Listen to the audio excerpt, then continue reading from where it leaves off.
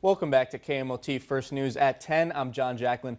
While the WGA volleyball tournament does not start until next week, we had 4 play-in games today to determine the 8-team bracket.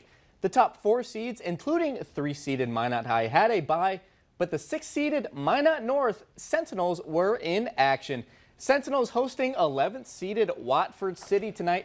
First set, Katie Shipman doing what she does best, climbing the ladder and dropping the hammer. North holds a comfortable lead, but Wolves hanging tough as Fallon Samsel pierces through the Sentinels defense for the forceful kill. The first set ended very similar to how it started, with a look out below message from former Surf Pro Athlete of the Week, Katie Shipman.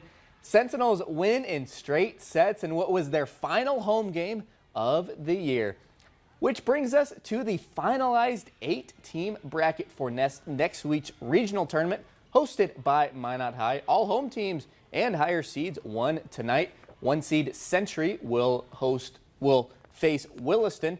Then Dickinson versus Legacy, Bismarck versus Jamestown. And check out that nightcap, Minot High versus Minot North for the 3rd time this season to cap off the first day of next week's WGA tournament. That'll be on Thursday.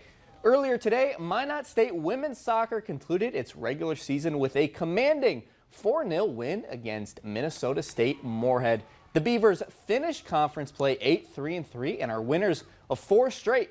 While MSU could have earned the 4 seed and hosted a tournament game if other results had gone its way, Minot State will travel to Augustana on Monday. Let's have a look at the full NSIC women's soccer tournament. This bracket is fresh off the press, just finalized. Minnesota State Mankato is the #1 seed and will host Wayne State. UMary earned the 5 seed and will travel to St. Cloud State. The Marauders and Minot State each finished the season with 27 points, but UMary claims the tiebreaker. And it's an all-Minnesota affair at the bottom of the bracket between Concordia St. Paul and Bemidji State. Minot State women's hockey started the Midwest Women's College Hockey Showcase on a high note with a 2nd straight win over Lindenwood 3-2 in overtime. All-star Journey Miller scored the sudden death goal. Beavers face Minnesota tomorrow night. That's all we have in sports. We'll be right back.